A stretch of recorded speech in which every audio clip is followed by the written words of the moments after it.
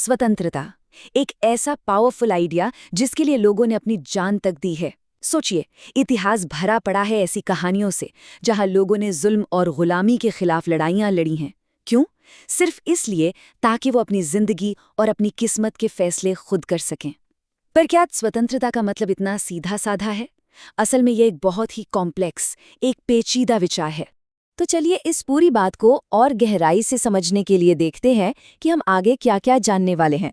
हम बात करेंगे स्वतंत्रता की कीमत की, फिर इसके दो अलग अलग पहलुओं को समझेंगे। इसके बाद स्वराज के विचार पर चर्चा होगी और फिर हम ये भी देखेंगे कि क्यों स्वतंत्रता को नियमों की जरूरत पड़ती है। और आखिर में बात करेंगे हानि के सिद्धांत की।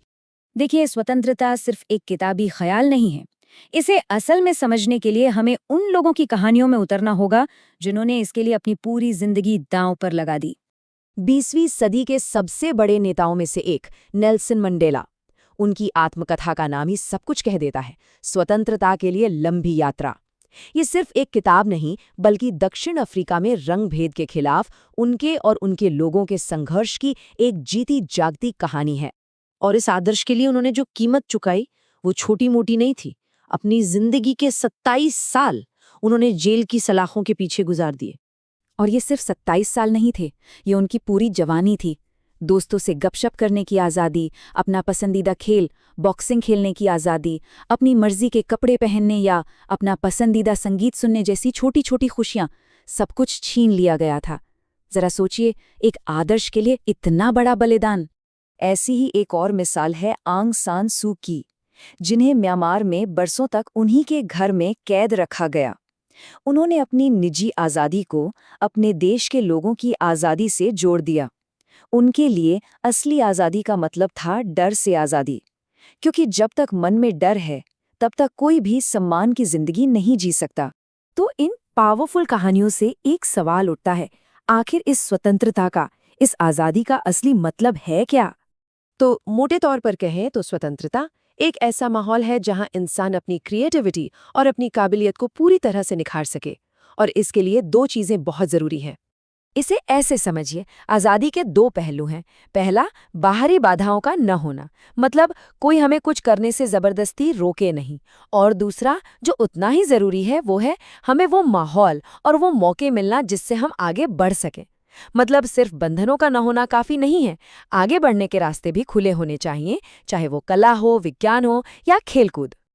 अब भारतीय राजनीतिक सोच में स्वतंत्रता का एक बहुत ही अनोखा और गहरा कॉन्सेप्ट है, जो हमारी समझ को और भी मजबूत करता है। और वो कॉन्सेप्ट है स्वराज।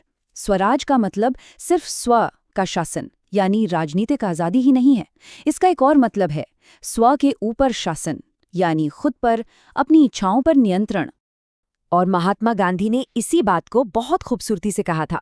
उनके लिए असली स्वराज तब आता है जब हम खुद पर शासन करना सीख जाते हैं। मतलब सच्ची आज़ादी की शुरुआत आत्म अनुशासन और आत्मसम्मान से होती है। और यहीं से एक बड़ा ही दिलचस्प विरोधाभास सामने आता है।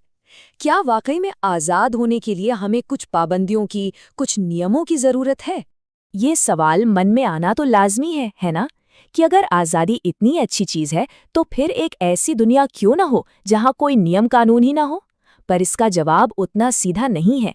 सोचिए, एक समाज में हर किसी की अपनी इच्छाएं हैं, अपने लक्ष्य हैं, और जब ये टकराती हैं तो क्या होता है? पार्किंग की एक छोटी सी जगह से लेकर बड़ी बड़ी संपत्ति तक हर बात पर झगड़े हो सकते हैं। सीधी सी बात है, अगर कोई नियम कानून नहीं होंगे तो समाज में अराजकता फैल जाएगी, जिसकी लाठी उसकी भैंस वाला हिसाब हो जाएगा। इसलिए हिंसा को रोकने और झगड़ों को निपटाने के लिए कुछ नियम तो चाहिए ही। ये नियम हमें एक दूसरे के नुकसान से बचाते हैं ताकि हम सब शांति से रह सके। तो ठीक है, ये तो मान लिया कि नियम जरूरी हैं, लेकिन अब सवाल ये है कि कौन से नियम सही हैं और कौन से गलत, ये कैसे तय होगा?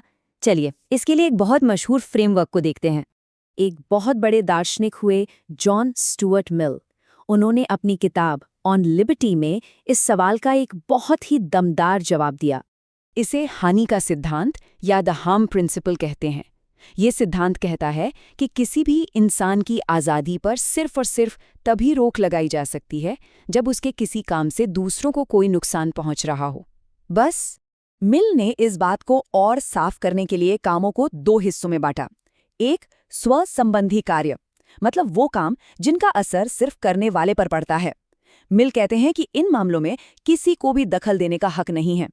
और दूसरे हैं अन्य संबंधी कार्य, यानी वो काम जिनका असर दूसरों पर भी पड़ता है, और अगर इन कामों से किसी को नुकसान हो रहा है तो उन पर रोक लगाई जा सकती है।